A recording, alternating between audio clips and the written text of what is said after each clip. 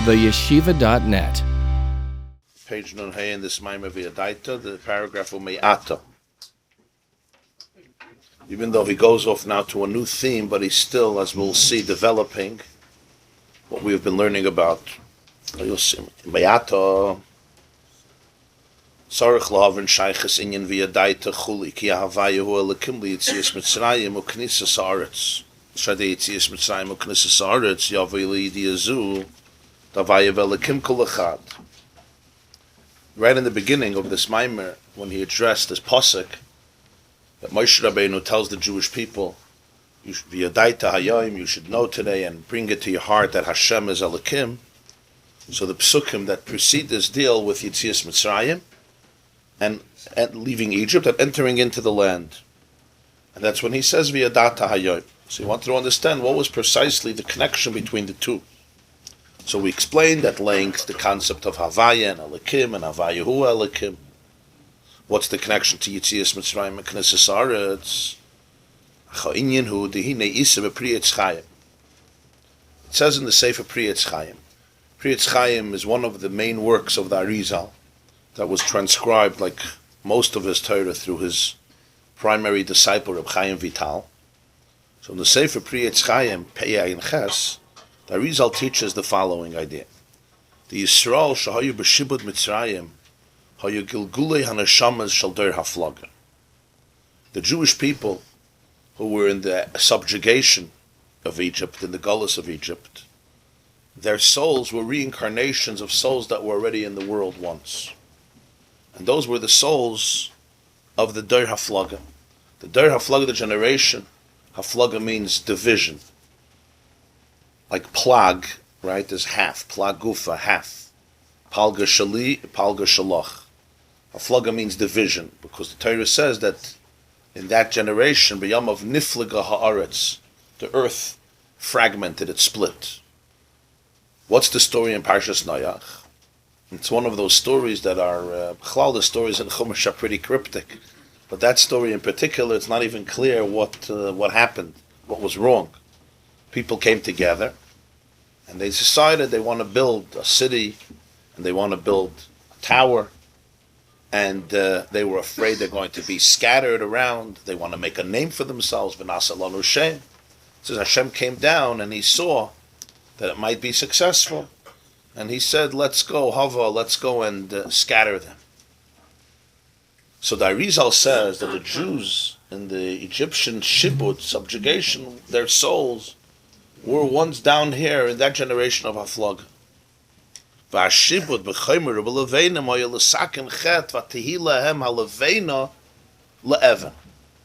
says Mitzrayim that Paris and the Egyptians subjugated them.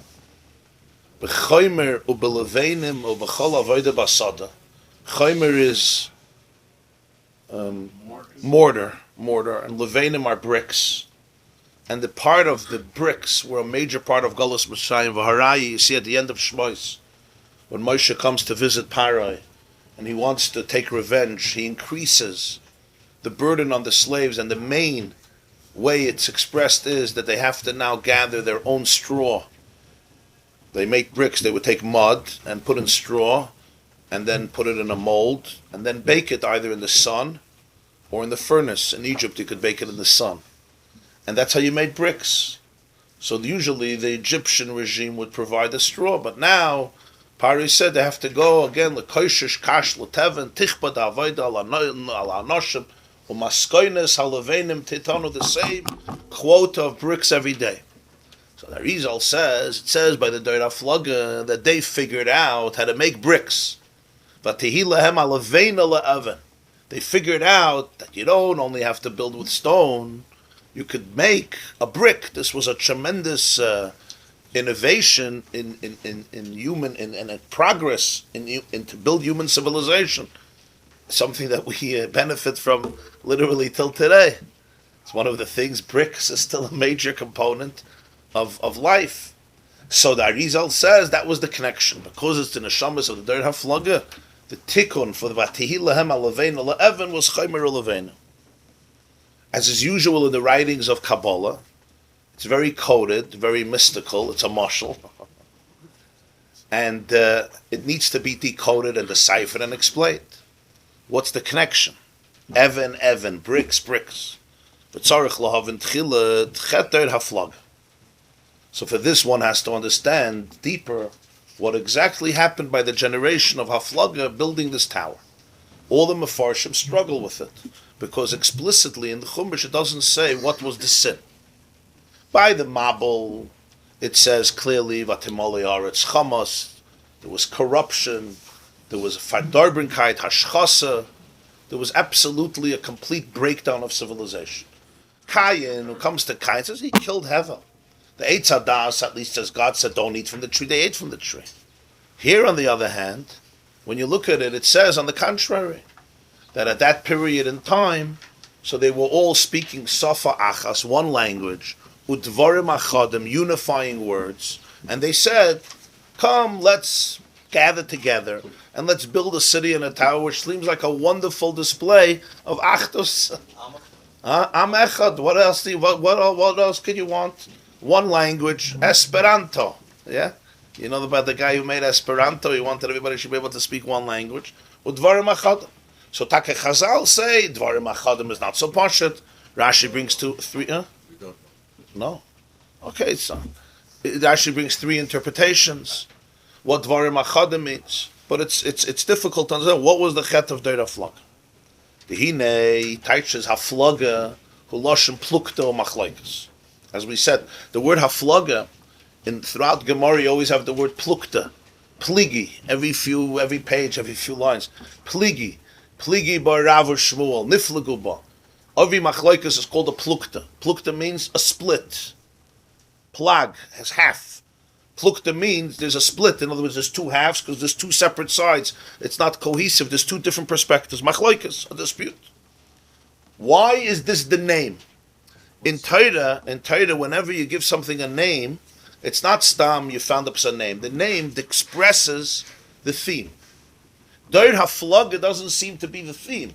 It's the consequence that Hashem said, let me separate them so they can't plan together. But we call them Deir HaFlaga, means that the Haflaga represents the issue. Not only the consequence, but what they did.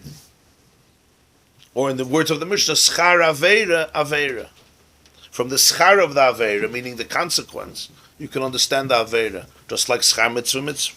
So he says, V'hainu, she'ifligu v'hifridu, ben shem havaya l'shem alikim. Deir HaFlaga represents a consciousness in which there's a split, Haflaga, between two things, between Havaya, Yud Kei Vav Kei, and Alikim. Which means the exact contrary of Hashevoisa Levavecha Ki Hashem Hu Halikim. There was a Haflaga. What's the meaning of this?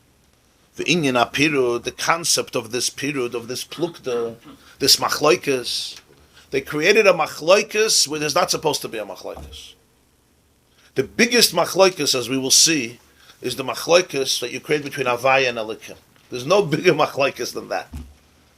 All the Machloikas that we know about, or we heard about, or we used to, are all results. They're just little reflections and continuations and manifestations, b'zei rampin, in miniature form, of the biggest machloikas of all. And the biggest plukta, the biggest machloikas of all is Havaya and Elikim. Now there's a reason you could make a machloikas between them. It's two separate names, l'cha'ira, right? Yud Kei Vav Kei is Yud and a Hey and a Vav and a Hey. Elikim is Aleph Lamed Hey Yud Mem. And not just the letters, it's the representations. And that was the error, that was the sin, which every sin is essentially an error. It's an error of consciousness.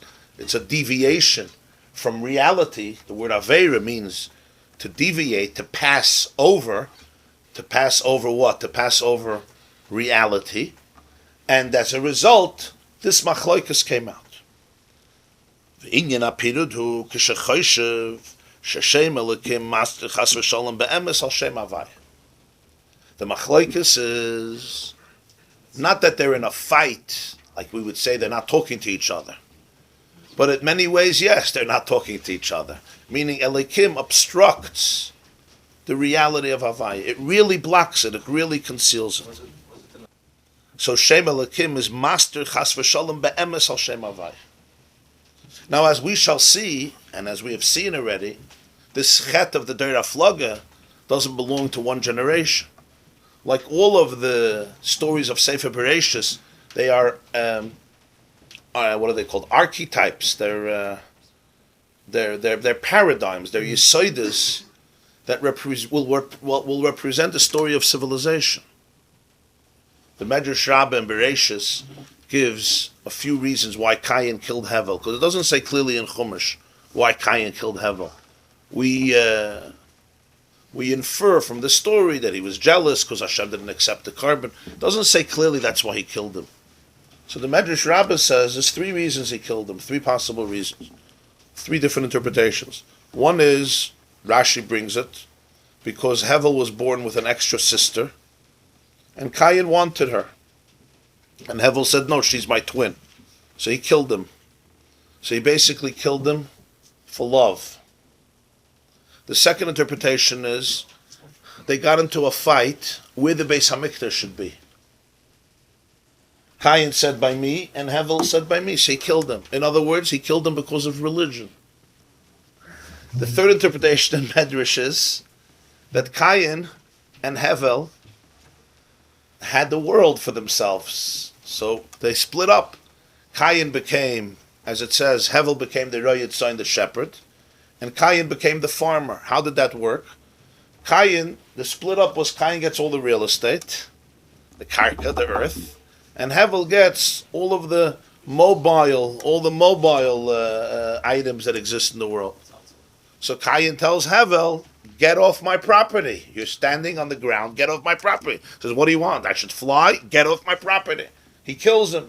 In other words, the death, the violence was because of territorial disputes. So what is the Medrash trying to say?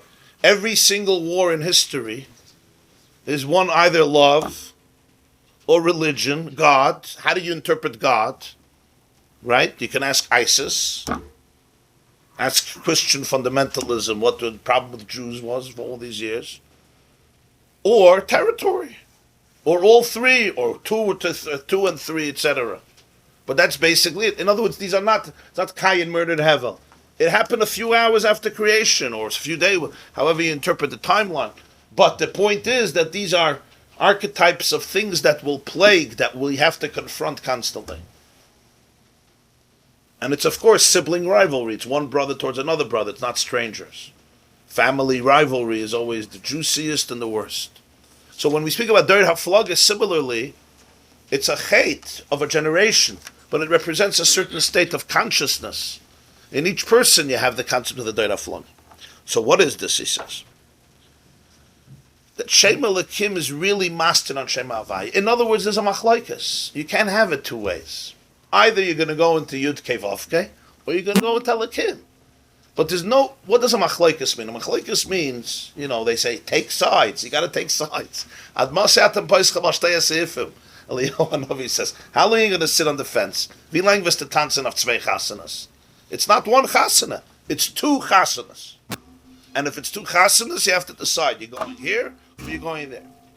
So if Elokim is really mastered on Shem Havaya, so there's a real plukta. There's a real division. Either you're in this reality, or you're in this reality.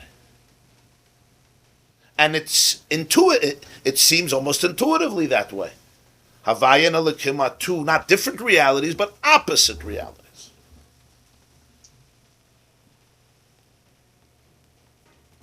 Why is it looked at as a set, though?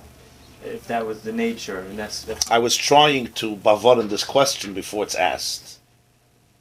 That when we say chet, aveda, all these things, it comes back to how we define these words. The word chet in Lashon Kodesh doesn't mean a sin.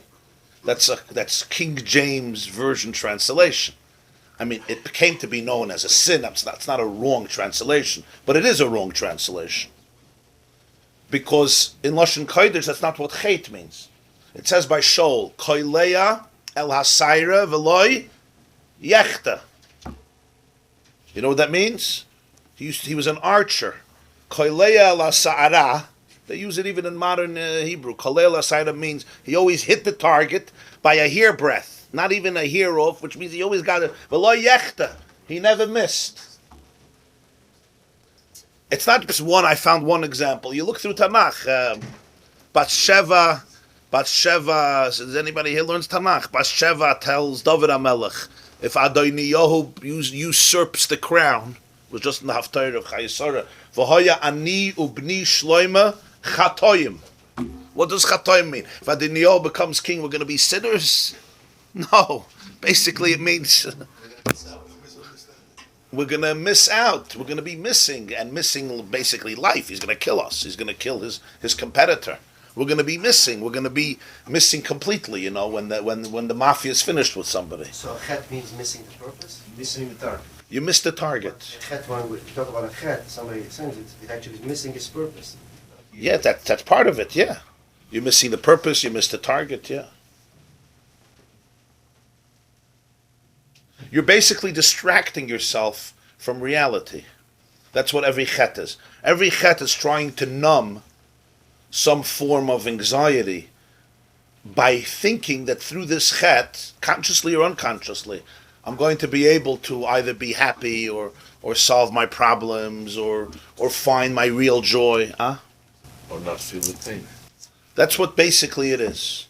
So I'm completely missing the target. It's a form of somnia. It's a form of what's the word when? It's a form of it's a comatose state a little bit. The Gemara says Ein adam over aved alam kein nichnas by ruach shtus. What does the Gemara mean? When every person does an aved is a shaita, is an idiot, is a meshugana. Rish Lakish says it. It's a Masechta site in the beginning.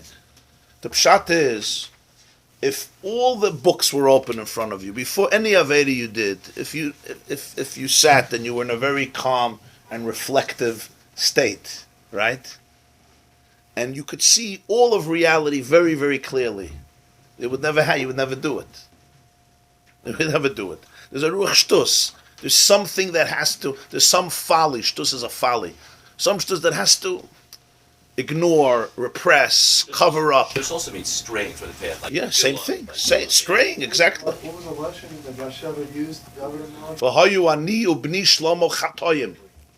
If Adoniyahu becomes the king, we're going to be chatoyim. Which doesn't mean sinners. Every chet is that nekudah. Why was it in a plural? Because me and my son. So we ourselves will be... Both of us will be missing, will be... Lacking? Lacking, yeah, it's a lack. Sometimes it's a lack of opportunity. Sometimes you miss an opportunity. You're forfeit an opportunity. This was your moment. You missed it. A person has a temptation, right? This was your moment. Don't miss the opportunity. I once said the word from the Maamar Einayim, the Menachem Chernobyl says. The Gemara says in Yuma, Habal l'taher, Messiah loy, Habal l'tameh paischin loy. So literally, the pshat is, when you're coming to cleanse yourself, the Rebbeinu Shalom helps you. When you come to be metame yourself, he opens the doors. He doesn't lock the door, he opens the door, because b'chira. Menachem Chernobyl teaches, Maamar Einayim in Parshas Vayishlach. We did a whole shit about Menashe and this. Right? One of the game changers, yeah? So he says, Habalatai, if you're coming to do a good thing, Messiah is going to help you. Habalatame, when you're coming to be metame yourself, meaning you're having these temptations or these feelings, whatever it is, these thoughts. So paischenloi, you have to know that from heaven, they just opened up what he puts it, they opened up your gate to Ruach HaKodesh. This is your psicha. This is your opportunity now. In other words, it's not like God is devoid from like we spoke last time at length. God is devoid from temptation. It's just now you're in the place of tumah and klippa. Now your real colors came out, that you're a piece of garbage and filth. Fakert. Einoid mulvada means not that the Aveira is holy, not that you should go do the Aveira, chas v'sholem. What it means that he's in the temptation because it's this challenge that can bring you awareness and can bring you to, but what he puts it is the p'chin of pischuli sharei tzedek. Poischenloi. It's your Pesach. This is your entryway to wholesomeness. So you say, what do you mean this is my entryway? This is the worst temptation that a human being ever had. You know what I'm doing? You know what I'm going through? You know what I'm going through? This is the worst of the worst. Halavai, I would never have it. Okay, there's no mitzvah to go to a place where there's temptation. Fakert, you're not allowed to. But when it comes, a person has to know that this is their Pesach. This is their entry to connectedness. It's not an invitation to go to purgatory. It's an invitation to come closer. I'm speaking to you through this. Like every powerful idea, it could be misconstrued. And it has been misconstrued in history by people who distorted ideas of the Arizal, ideas of the Baal Shem Tov, ideas of Pnimiyus HaTorah. The greatest debacle happened by Shapsi Tzvi, who used Kabbalistic ideas to justify Kol Dova Asr. And even after he converted to Islam, his Talmidim, Yaakov Frank and the Frankisten, wreaked havoc in the Jewish world by using these concepts of God is everywhere and the sparks everywhere. And they said that Mashiach has to convert to Islam in order to take out the sparks from the Islamic religion. So once you go there, then as it says, Kol Ba'eh Lo Yeshuvin, which by the way was one of the reasons that there was such suspicion in the next generations to any such type of conversation. Because the argument was, and the argument has merit, keep things black and white, and it's a safer environment. Children need black and white. Don't make complicated. Don't assume that they can appreciate complex ideas. This is black. This is white, and the two never cross over. The next generation you're referring to is the generation in which Chassidus was... Yeah. Just an important point to bring out. Now, so Mele Nachzel in Yanenu. This is the short answer to your question. What a chetas. What did the Flugel miss? Oh, okay. That's a git. That's what we're going to discuss. What did the Derech Flugel miss? So when somebody thinks that Elikim is really mastered on Shem Havaya, so now it's a choice. Either you're in this world, or you're in this world. And as they say, the two can't meet. The two can't converge. Because this blocks this. As we say, it's either me or you. It can't be together. Too many chefs spilled the pot. Either you're running the kitchen, or I'm running the kitchen. So you can be in this state, you can be in the other state. What is this contradiction? If Shem Elikim is really mastered on Shem Havaya, Memela Yachsha, if Shekol Hanasa Ba'olam Mishem Elikim Atzma. So that means, if Shem Elikim is here, Havaya is relegated to another realm, because this blocks this. In other words, there's a real hester, there's a real concealment. This is not here, it's not, at least not manifested in any way, at least I have no access to it. So in Mela, the world, and everything that happens in the world, is a representation, is a result of Shem Elikim. Now it's very important when we say Shem Elikim, Shem Havaya, especially people who grew up with these types of expressions, never to get stuck in the mashal. Always the nimshal. When we say everything comes from Shem Elikim, it doesn't mean everything comes. We sometimes think the letters Aleph, Lamed, Hey, Yud, Mem. Yes, it's those letters, but there's an energy that we're talking about. It would basically you have to always see these things as a mashal for a state of consciousness, for a state of ashkafa, for a certain energy. The word we need words to express ideas because that's the only way we can express ideas. Elikim and Havaya are words that are expressing full perspectives of life and beyond. Right, so we say, it comes from Shem Elikim, it comes from Shem Havaya. Don't only hear the words, it comes from these 4 letters, it comes from these 5 letters. Elikim is a representation of an entire consciousness. And Havaya is a representation of an entire consciousness or beyond. Is that different from the concept of Tzimtzum Kipshuta that we were learning, or is there... No, this is where we're getting at, right? Don't spoil the plot. Right, Yeah, so you're giving a sneak preview. They're not going to come. They're not going to come to the viewing. Then I don't understand what the case was. But I'll wait since I don't want. Okay. That was my question, but I also don't want to spoil. He says here, She'ein shum davar mastir klal. Should we go so far as to interpret he's saying She'ein shum davar mastir klal? That if you hold, not to spoil, that if you hold simshum kipshuto, then you're sitting with the sin of the darafloga? That's the logical reductio of what he's saying. That is the reductio. That's what you're saying, that's what I'm That's wondering. the Is that, does he saying That's why I that asked if you the- have that that's why I asked hashkaf in the- Chassidus, that's then why I asked what- you're chayiv the sin of the I darafloga? asked what the fate No. was. That's what I was asking. What was the fate then? If it's the same, if this is the same as that. Yeah. No. As I told you, Well, that's some I mean, so far it's talking about names, but there are religions that address Kodesh Baruch Hu only with name Elohim. They don't even know how they don't know even. No, the Shitta of Tzimtzum Kipshutai, as I told you, was maintained by very great giants, by Gdolei Yisrael, even from the Talmidim of the Arizal themselves, or the next generation or 2 generations later. The greatest was the Mishnah's Chassidim. So we always have to be sensitive to that. Okay, so we have to explain a little more. I'm not going to do it right now. What was the shit of Tzimtzum Kipshutai? It's not Stam.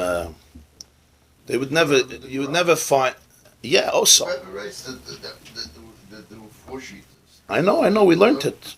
We learned it here. Only because your words were that L'cheinu Meli Yachshov is your words were I Right, have no right. access to it. So that's Tzimtzum Kipshuto is I have no access to it. That's And there's a connection, but we're very careful. We're not going to say that those who held Tzimtzum Kipshutai is the chet of their haflaga. It's not. There's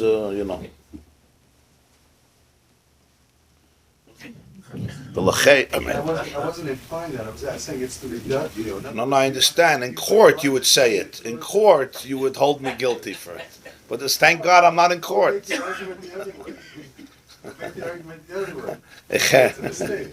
Right. It's retarded representing. So memele yachshav shekol anasa boilam u'mishem elikim atzmai v'hu inyan ozav Hashem ozav havaya saretz k'mar is by. There's an expression, we're going to be discussing it, that there was a philosophy, the Nevi'im lament, Ozav Havaya Saaretz. So literally it means God abandoned the earth. In other words, the earth has nothing to do with God. But he says the Lashon that the Nevi'im used was Ozav Havaya. Havaya is Yud Kevovke. Instead of writing Yud Kevovke, he always writes Havaya. That's just the terminology. Ozav Havaya means always Yud Kevovke versus Elikim. Ozav Havaya Saaretz. That Havaya has abandoned the earth. And it's not because that he doesn't acknowledge this Havaya or Elikim. No, it's just that Elikim is a Hester and Havaya. So either you're in here or you're here. Which is what every machloikus is predicated on. Which, by the way, is not just true when it comes to the world. The expression in Gemara and Erev in Daf Yud Gimel is Elu ve'elu divrei Elokim chayim. In Masechta Sanhedrin, the Gemara discusses that David HaMelech, the Gemara, there's a lashon about David HaMelech, v'Hashem imoi, v'Havaya, v'Yutke, v'Havaya imoi, again, Yutke, v'Havke imoi. So the Gemara says, what's that v'Havaya imoi? Shaul saw that God is with him. What does it mean God was with him? He's with everybody. Zog the Gemara, shahalacha k'moisoi b'chol makom. That halacha is like him. What does it mean God with him? The Baal HaTanya says, because elu ve'elu divrei Elokim chayim. Every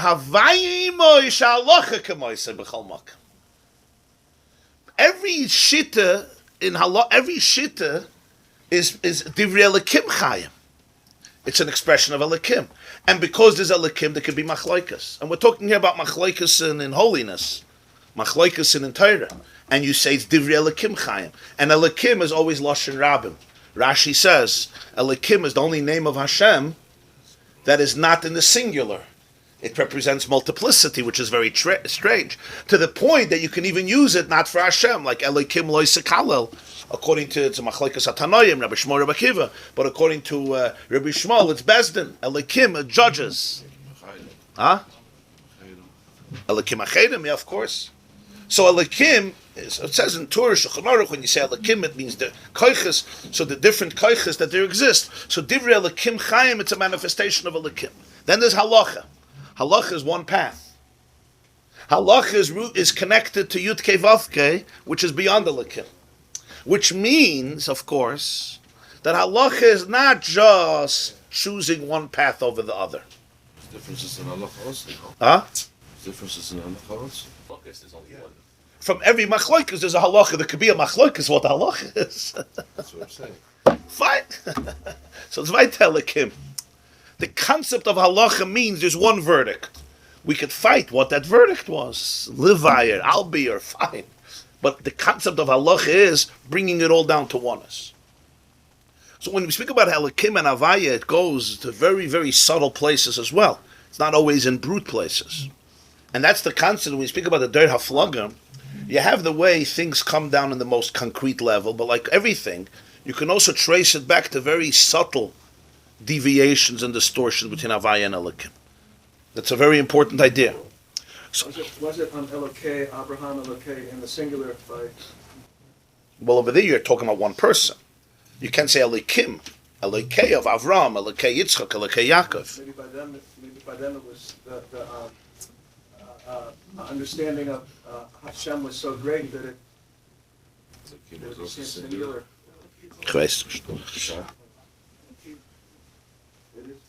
V'lachein hu mechashev es ha'alemes v'astedim le'ikr. So, Amela, what happens now is, when a person observes concealments and blockages, this becomes the ikr. This becomes the defining experience. Because the hester of Elikim and Havaya, the way it translates into life is, that when a person is experiencing any form of concealment, the concealment becomes the defining reality. That's what he sees. Which the result of that is that the person starts living from an external perspective.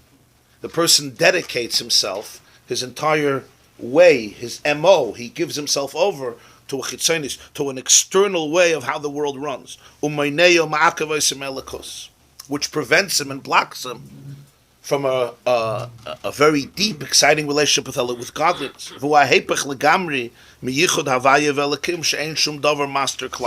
This is the antithesis of the idea that Havaya and Elikim are one, meaning Ein Shum Davar Master Klal. There's nothing ever that blocks. You could think that it blocks. When we say Ein Shum Davar Master Klal, it's something that has to be taught. In other words, Ein Shum Davar Master Klal doesn't mean it's easy. Ein Shum Davar Master Klal is that's the truth, because a person can fall into the world of Hastara. That would be a very common experience as part of the Helam and Hester, as part of Elikim. But the truth is that Ein Shum Davar Master Klal, there's nothing ever that blocks. So a person says, what do you mean? You know how many blockages I have? I am Mr. Blockage. Yeah, I am. Kol ha'estadim, yeah, nivru b'shvili. B'shvili nivru ha'olam, yeah? Yeah.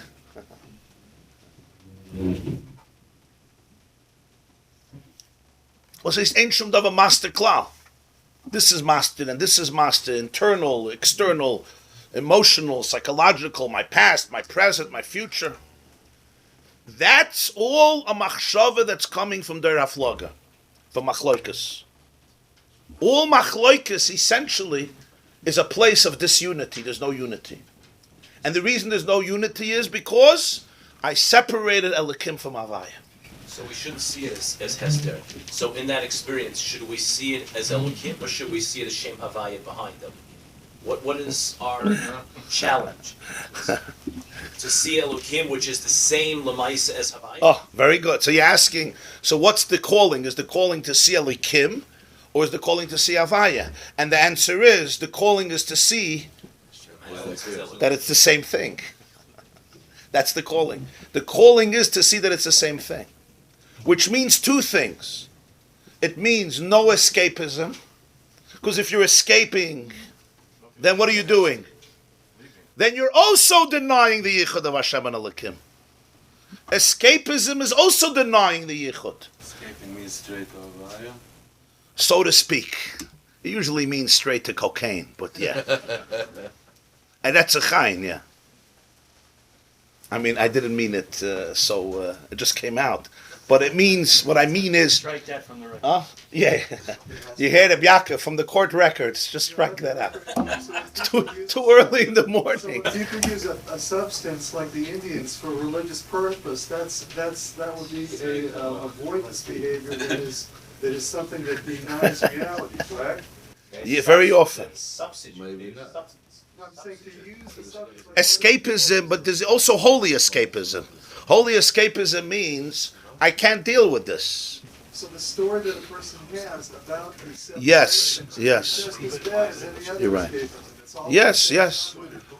You're saying well. Every escapism is based on a story, and the story is that there's a machloikus between Havaya and Elikim. So on one hand, escapism, although it seems like much more promising, as he says, run to Havaya, right? But that's also a denial of Yichud Havaya Elikim, because it means this is hopeless. This is Hester. I go there, or I don't come down here. That's one level. On another level, it means not to escape, but to reveal Havaya here. To reveal that the Elikim is Havaya. And another way of escaping to be completely into Elikim.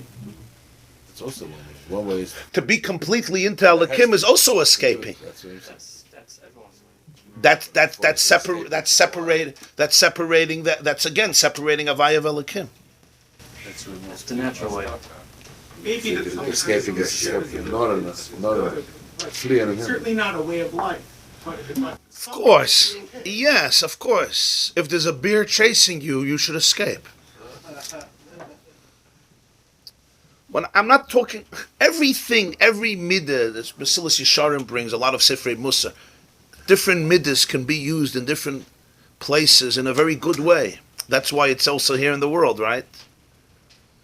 I'm not saying sometimes you have to escape. The Gemara says "Abireich min hakavod," right? Hakavod bireich acharav. So somebody asked Rabbi Sol Salanta, said, "I've been running away from kavod all my life, and it never reached me." He says, "Because you keep on turning around." You keep on turning around to see when it's arriving. You have to run without looking. Don't look back. Just say l'chobnei sola yechritz kalav l'shoina, like they used to teach us in Brooklyn when we saw a dog. It was the worst thing when you saw a dog. He said l'chobnei yisrael, and don't look back. So when I say escapism, sometimes you have to escape, of course. And when we speak about that God exists in temptations, there's an expression in Tanya, he says, Al yihi shoita, lasig bahalos hamidus shal machshava zara, ki eichya aleyu l'mayla v'hu atzme makusha l'mata. Meaning, you have to be in a very clear place in order to be able to be maila temptation, to be able to submit. When you're in the thicket of it, you're usually overwhelmed, and then there's only one eitzah, and the eitzah is escape.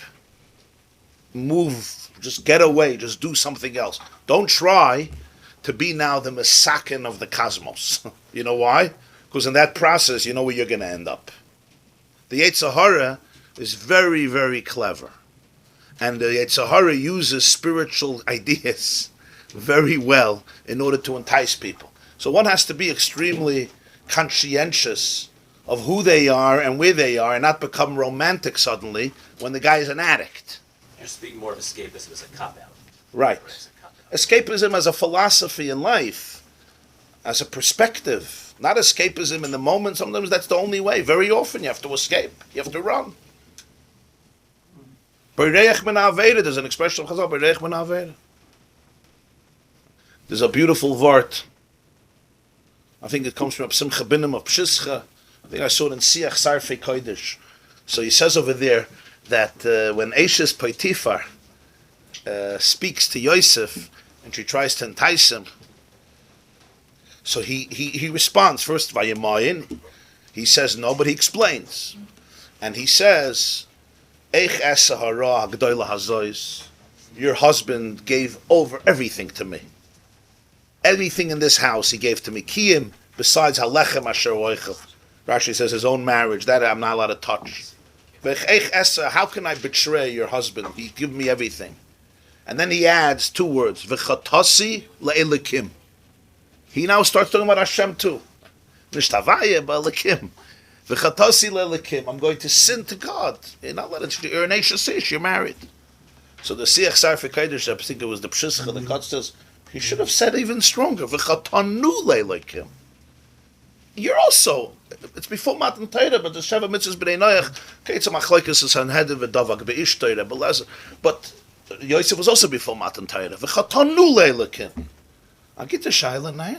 Why? Entice her more. It's much better. Tell her, it's your chet also. It's not like you're tzaddik and I'm going to be the Rasha. You're also going down the drain in this process. You're also going to kill your soul. Should have been much more. He didn't think of this, right? So you know what he answered? No, what's the answer? I think the answer is because he didn't get there, he ran away. Even deeper. No, just like a snake. Said, touch it. Nothing will happen. You're going to die. If you eat it, you're not going to die. So Yeah, but she was a person. Sheva Mitzvahs B'nai Noach. Don't worry, it's on me. So he says something unbelievable. It's unbelievable in Avodah. You see how people were real honest with themselves. Called honesty. He says, Yosef knew that if he puts him and her together, even in a word, v'chatanu, it's the beginning of the end. V'chatanu, it's already a shidduch. There's already a shidduch. V'chatanu, we're already a chavrusa. He wouldn't even put her together morally to say, we're both going to sin to God. No. I'm going to be sinning to God. That was part of what he was telling her. He would not give in even on the v'chatanu. As I once, there was a bacher who got a little involved with, Rabbi Khan used to tell us, Bachurim v'gam. He got involved. When he wanted to speak about these things, he'd say, Bachurim v'gam. Okay. So I spoke to him, the Talmud of Monsey. She says, we learned Parshas Hashavua together. What's supposed to? Okay. You learn Parshas Hashavua. You talk about God together. Even when you talk about God, if it's together, you're going to get in trouble. It's going to start with Elikim. It's not going to end with Elikim. It's going to end with the Daira Floga. So this is the precaution that a person has to have. I think I may have told you. There's a posek in Yerushalayim, Rabbi Kusil Farkash. He's a big posek. He wrote many svarim, Tarak Halacha, Shabbos Halacha, Chalamoyed Kil Chasai. He was a yid from Toldos Aaron, from the Toldos Aaron Chavra.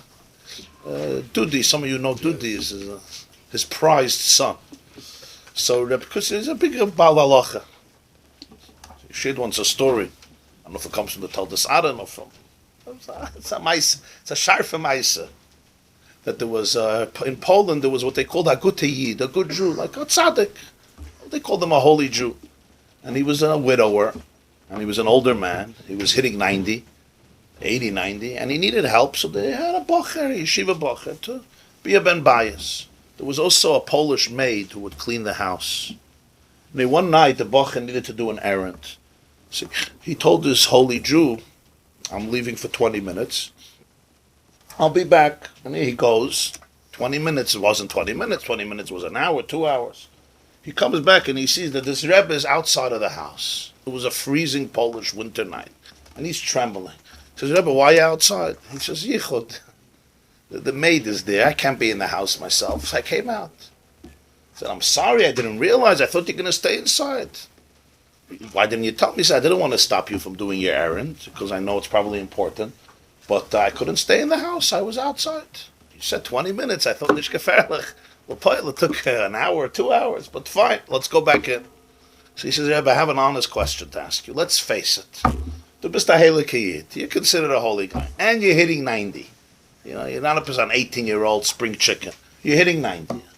You'll forgive me. I'll just tell you how they said over the story. He says, Du bist an alte schwache Yid. You're an old, weak man. Yeah. Sie is a Polische, Miese, Schickse, Zibitzik. She's a 70-year-old and she's not considered Miss America. Not the most beautiful person in the world. What exactly are you worried about? What are you worried about? I don't see the issue. So he says, Here's a Chaim Bachel. Ich mit mein Yetzirah in 5 Minuten wär ich jung und sie schön. With my Yetzirah, in 5 minutes, I become young and she becomes beautiful. That's pshat on Ehrlich Yid. Verstehst? What's an Ehrlich Yid? Somebody who's aware. Somebody who's aware. The Gemara says, Eina Petrupus Larayas. There's no, don't make anybody in charge, because Arvach Arvet Sarich. Your guarantor also needs a guarantor. This is called awareness of human weaknesses that honest people have. And they don't use spiritual romanticism or psychological insecurities or cover-ups to cover up on it. That is always a premise, very important in any real conversation about serving God and doing the right thing. Because without this, people in the name of the most spiritual ideas have done horrible things. It's called spiritual narcissism. You're a spiritual person, but you're a narcissist. It becomes like, you create this God that you want to create, and if you need to use some nice concept, you use nice concepts. So Yosef says, no. I'm not giving you a Musar Shmuz here. This is not a yeshiva where I'm giving you a Musar Shmuz. V'chatanu. This is not a Seisei B'tshuva. V'chatasi. I'm out of here. You'll figure out what you got to do. Huh? It's not just Chayecha Koidman. This would have been the trap. Verstehst? Eishes Batifa would say, really, let's verbring about that. Zayme Masbe v'chatanu. Okay, shoin. Mamachshana verbringen v'chatanu, right? We're together. Once that happens, you're done. So why is the issue just in the door on Haflaga versus what the Ari said about Mitzrayim and Haflaga? Isn't that a spiritual narcissism an issue in every door? Yeah, that's what I said. Why the Dor Haflaga? All the Chatoyim of Sefer Bereshis, generally of Tanakh, but especially of the first Parshas, are archetypes. They're Yesoidis, they're paradigms. So that's an archetype for a certain type of... For historical events to this day, then. Indeed, yeah. Okay, now I get it. Interesting, the Torah is using the language which is exactly opposite of the Chet. Amechod, Loshmechod, almost like Levechod. Because they're faking themselves out. Oh, but it's like they were in unity, and yet they were in... Excellent question. L'chayre, it says that they were unified. That's a very good question. And the answer is that every unity that divorces Havaya from Elokim ultimately becomes futile. It's a unity that's not encompassing reality. You understand what I'm saying? Every unity that doesn't include Havaya and Elokim is short-lived. Because the Achtos has to be an Achtos that really encompasses reality. You have to recognize the power of that. Elohim. It's a more dangerous thing. It's you have to recognize that Havaya hu Elokim. So that means two things. It means that there's Elokim, because if there's no Elokim, then Havaya is not Elokim. Then you're part of the issue.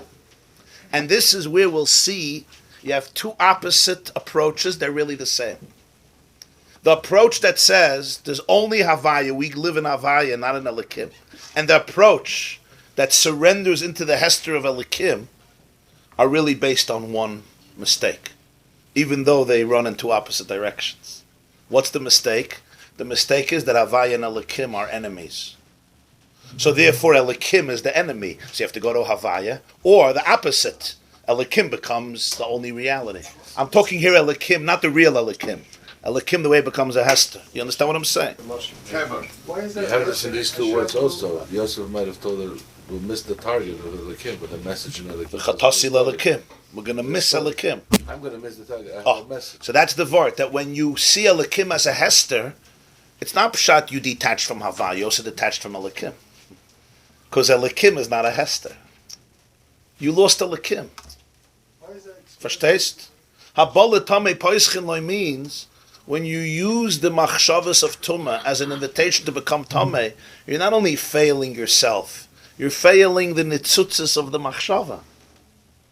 You're failing the God of the machshava.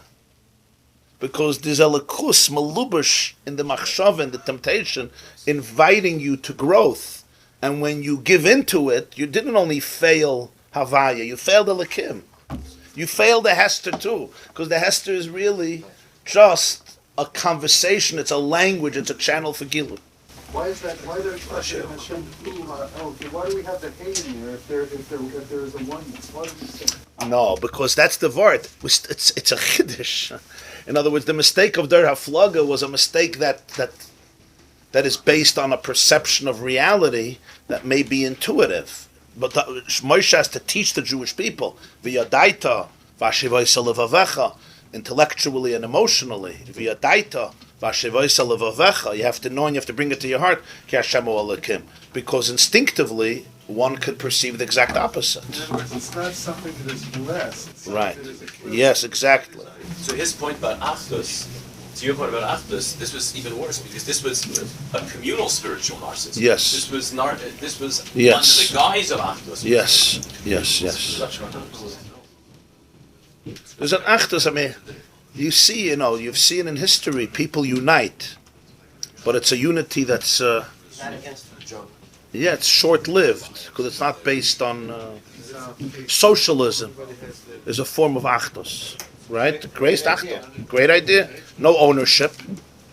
It's great Achdus, but it's not sustainable.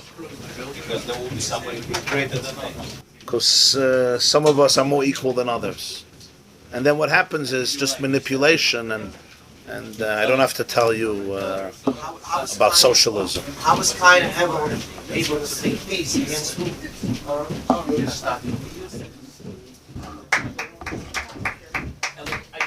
Thank you for your question. I know that you mentioned about Hashem Hu Elohim. I think Ha Elohim means the sum total of all the different rays. Excellent. That's why it's Ha Elohim. Excellent. Havayahu Ha Elokim. Why it says Ha Elokim?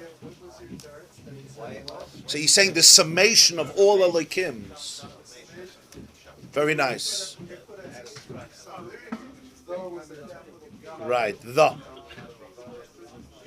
Steifers given. This class is brought to you by theyeshiva.net. Please help us continue the classes. Make even a small contribution at www.theyeshiva.net/donate.